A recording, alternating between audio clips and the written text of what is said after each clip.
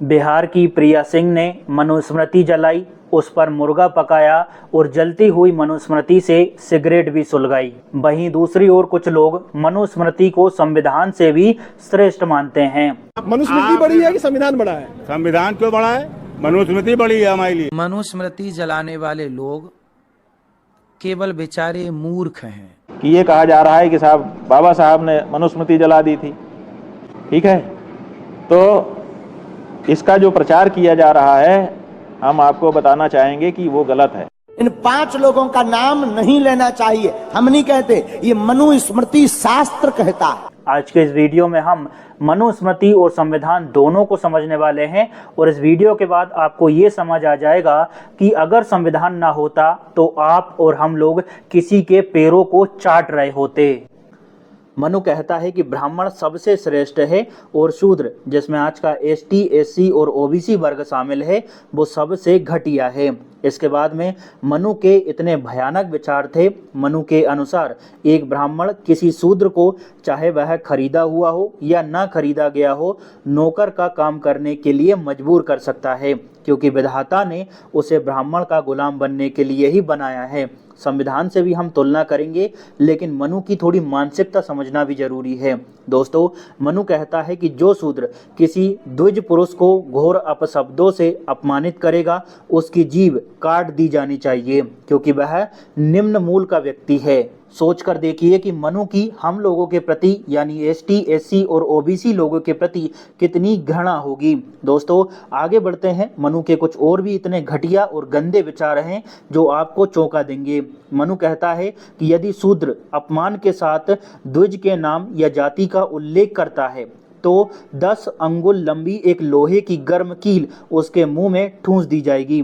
अगर हम लोग किसी का अपमान करते हैं, किसी ब्राह्मण को अपमानित करते हैं, किसी क्षत्रिय और वैश्य को अपमानित करते हैं, उसका गुस्से से भी नाम लेते हैं, तो मनु कहता है कि भाई उसके मुंह में 10 अंगुल लंबी लोहे की कील ठूंस दो। इसके बाद मनु ये कहता है कि यदि कोई शूद्र अहंकार पूर्वक ब्राह्मणों को धर्म का उपदेश दे तो राजा उसके मुंह और कानों में जलता हुआ तेल डाल दे।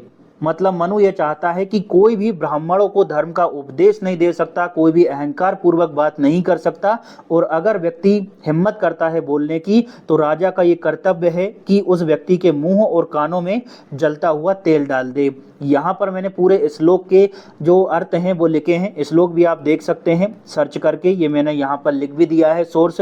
दोस्तों, इसके विपरीत भारतीय संविधान का अनुच्छेद 19(1)(a) देश के हर नागरिक को बोलने और अपने विचार रखने की पूरी आज़ादी देता है, चाहे उसकी जाति कोई भी हो। लेकिन मनु क्या कहता है कि भैया ब्राह्मणों को आप उपदेश नहीं दे सकते। इसके अलावा अनुच्छेद 25 सभी को समान रूप से धर्म को मानने और उसका प्रचार करने की आज़ादी भी देता है, और अनुच्छेद 21 किसी भी इंसान को ऐसी बर्बर यातना देने पर रोक लगाता है। आगे बढ़ते हैं, मनु के कुछ और विचार जानेंगे। मनु कहता है धनवान शूद्र का अस्तित्व ब्राह्मणों के लिए बुरा है।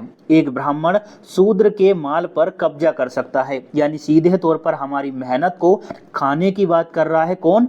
मनु कर रहा है। और पता है, इसी वजह से कई लोग मनुस्मृति का समर्थन करते हैं, क्योंकि उन्हें ब्राह्मणवाद से बहुत प्यार है। बिल्कुल सही। हमारी जो मनुस्मृति है वो केवल हमारे देश का संविधान नहीं है, वो पूरे विश्व का संविधान है और पूरे ब्रह्मांड का संविधान है। तूने क्या मिक्स किया है पांडुरंग? स्वामी श्री जी, आप ये कह रहे हैं कि संविधान से ऊपर मनुस्मृति है? देखिए, हम सनातन धर्मी हैं और हमारा जो जीवन है वो धर्म के अनुसार चलता है, तो स्वाभाविक है हमारे लिए ऊपर है।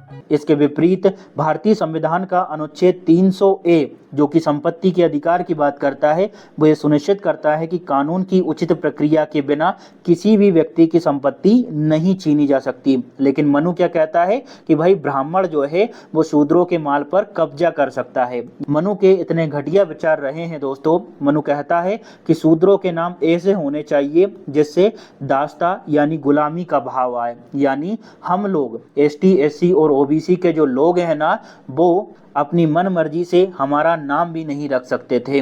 मनु कहता है कि ब्राह्मण के नाम का पहला भाग शुभता को दर्शाने वाला होना चाहिए, क्षत्रिय का शक्ति से संबंधित हो, वैश्य का धन से जुड़ा हो, लेकिन शूद्र का नाम तुच्छता को प्रकट करने वाला होना चाहिए।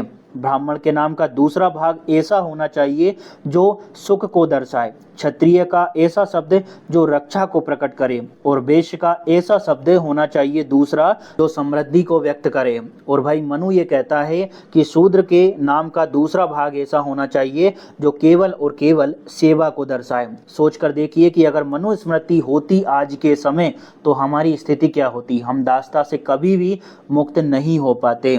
दोस्तों, आज के लोकतांत्रिक भारत में हर व्यक्ति को अपनी गरिमा, आत्मसम्मान और अपनी पसंद का नाम चुनने की पूरी आज़ादी है, जहां कोई भी व्यवस्था किसी नागरिक को तुच्छ या सेवक कहलाने के लिए मजबूर नहीं कर सकती।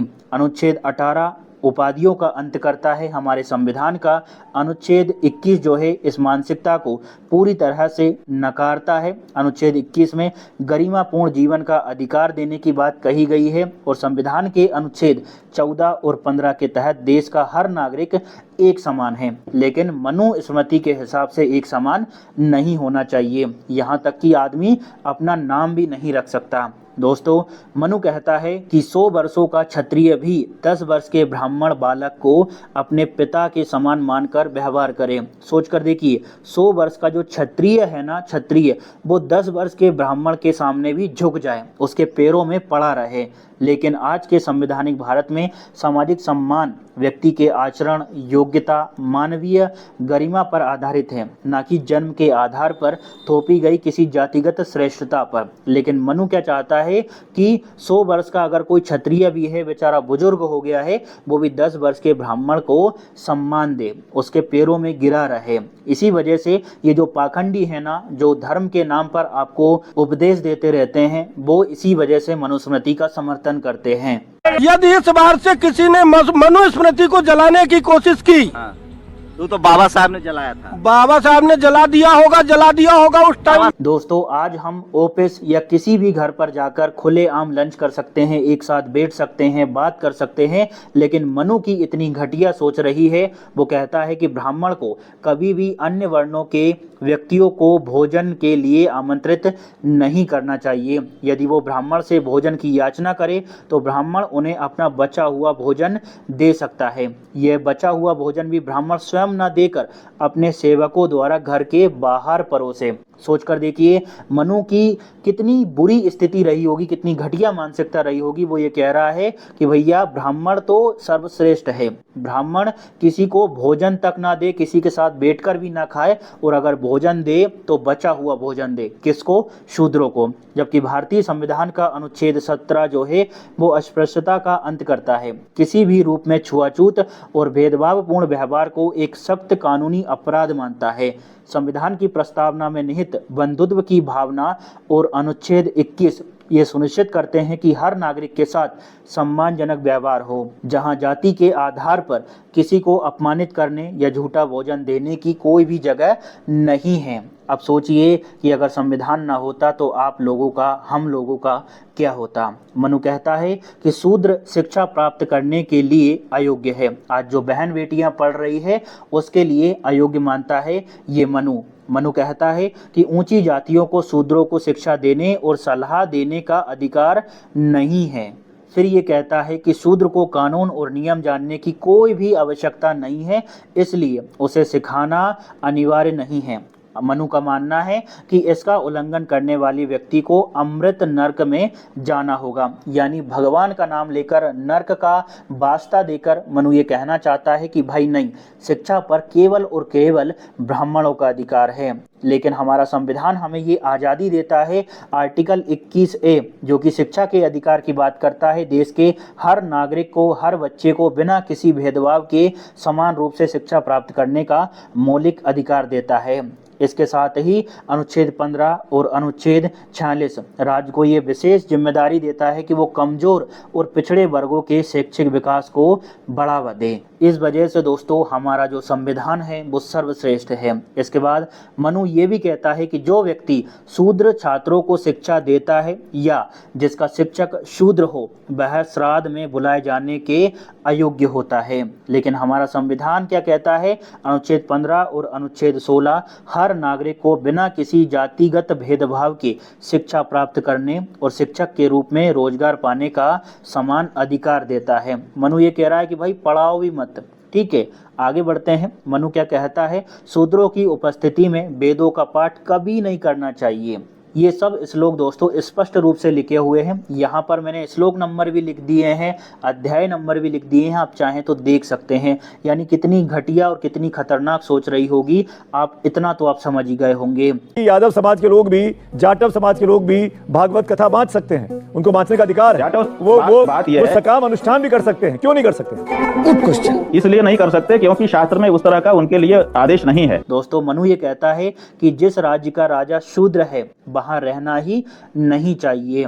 ऐसा कोई भी देश जहां ब्राह्मण नहीं हो या जहां ब्राह्मण प्रसन्न ना हो, वह देश बर्बाद और नष्ट हो जाएगा। यानी खुले आम मनु जो है हम लोगों को डरा रहा है, हम लोगों को धमका रहा है कि जहां पर ब्राह्मण नहीं होगा ना, वो देश कभी भी प्रसन्न नहीं रह सकता, वहां की जनता बर्बाद हो जाएगी, देश नष्ट हो जाएगा। ऐसी सोच रखता है मनु। दोस्तों मनु ये कहता है कि वो ब्राह्मण जो केवल जन्म से ब्राह्मण हो, जिसने वेदों का अध्ययन या वेदों द्वारा निर्दिष्ट अन्य कोई कृत्य न किया गया हो, राजा की इच्छा पर कानून की व्याख्या कर सकता है। यानी एक अनपढ़ ब्राह्मण, सोच रहे हैं आप, एक अनपढ़ ब्राह्मण जो है ना, जिसे कोई भी ज्ञान ना हो, यानी वेदों का उसने अध्ययन भी ना किया हो ना, वो भी कानून की व्याख्या कर सकता है, अर्थात न्यायाधीश की भूमिका निभा सकता है। लेकिन किसी भी स्थिति में शूद्र, चाहे वो कितना ही शिक्षित क्यों ना हो, न्यायाधीश नहीं बन सकता। यानी सबसे अच्छा कौन? ब्राह्मण। इसी वजह से दोस्तों अम्बेडकरवादी लोग और जो हमारे ST SC OBC के लोग हैं वो मनुस्मृति का घोर विरोध करते हैं। वहीं दूसरी ओर जो पाखंडी है ना, वो मनुस्मृति का समर्थन करते हैं। उनका कहना है कि मनुस्मृति जो है वो संविधान से भी अच्छी है। मनु ये कहता है कि कोई भी ब्राह्मण जो किसी अन्य ब्राह्मण को गुलाम बनाता है या बनाने की कोशिश करता है, उसे कम से कम 600 पण का दंड दिया जाएगा। यानी एक ब्राह्मण दूसरे ब्राह्मण को अपना गुलाम नहीं बना सकता, अपने अधीन नहीं रख सकता। लेकिन ब्राह्मण जो है भैया, वो शूद्र को बिना किसी पारिश्रमिक के अपनी सेवा करने का आदेश दे सकता है। मनु कहता है कि शूद्र को ब्रह्मा ने ब्राह्मणों की सेवा करने के लिए ही बनाया है। इस वजह से बिना पारिश्रमिक के भी उसे अपनी सेवा करने का आदेश दे सकता है। कौन? एक ब्राह्मण। सबसे बड़ा धर्म क्या है? सेवा करना। इसलिए शूद्रों को सबसे बड़ा धर्म मिला है, सेवा करो। यहाँ तक कि यदि एक ब्राह्मण शूद्र को गुलामी से मुक्त कर दे, यानी एक ब्राह्मण जो है वो किसी शूद्र को मुक्त भी कर दे, तब भी वो शूद्र गुलाम ही बना रहेगा, क्योंकि उसका सृजन गुलामी के लिए ही किया गया है। उसे कोई भी व्यक्ति पूरी तरह से मुक्त करने का अधिकार नहीं रखता।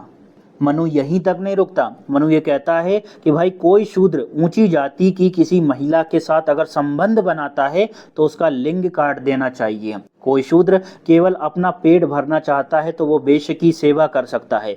यदि वह स्थायी आजीविका चाहता है तो वह क्षत्रिय की सेवा कर सकता है। लेकिन यदि वो स्वर्ग जाना चाहता है, स्वर्ग की बात हो रही है भैया, अगर वो स्वर्ग जाना चाहता है या अगले जन्म में उच्च या श्रेष्ठ वर्ग में जन्म लेना चाहता है तो उसे ब्राह्मण की सेवा करनी चाहिए।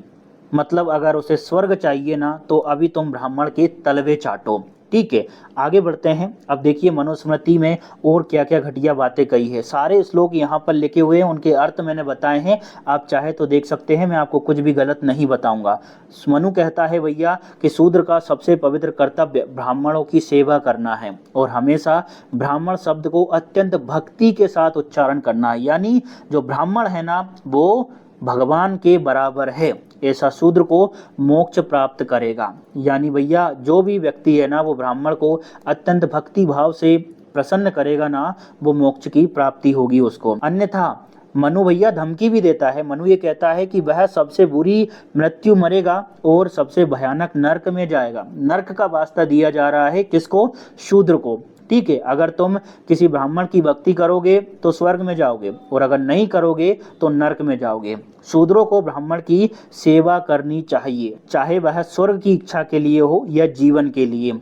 जो व्यक्ति ब्राह्मण का सेवक कहलाता है वो अपने सभी लक्ष्यों को प्राप्त करता है। यानी पढ़ाई मढ़ाई गई भाड़ में, बस केवल और केवल ब्राह्मण की सेवा करो, ऐसा कहता है मनु। मनु कहता है कि ब्राह्मणों की जो सेवा है वो शूद्रों के लिए एकमात्र उत्कृष्ट कार्य है। इसके अतिरिक्त जो कुछ भी वो शूद्र करेगा वह व्यर्थ होगा, उसका कोई फल नहीं मिलेगा। यानी अगर ब्राह्मणों की सेवा करोगे आप लोग तो आपका कार्य क्या माना जाएगा? उत्कृष्ट कार्य माना जाएगा। और अगर ब्राह्मणों की सेवा आप लोग नहीं करोगे ना, तो आपका समय व्यर्थ होगा, आप बर्बाद हो जाओगे, आपको इसका कोई भी फल नहीं मिलेगा। इसी वजह से दोस्तों अम्बेडकरवादी लोग इसका घोर विरोध करते हैं। तो आपको इतना समझ आ गया होगा कि भाई मनुस्मृति होती तो आज हमारे देश का क्या होता। दोस्तों मनु यही नहीं रुका, मनु कहता है कि कोई भी शूद्र भले ही उसके पास धन इकट्ठा करने की शक्ति हो, फिर भी वो अतिरिक्त संपत्ति का संग्रह नहीं कर सकता। ऐसा इसलिए क्योंकि एक सेवक व्यक्ति जिसके पास धन इकट्ठा कर लिया हो, जिसने अपने पास में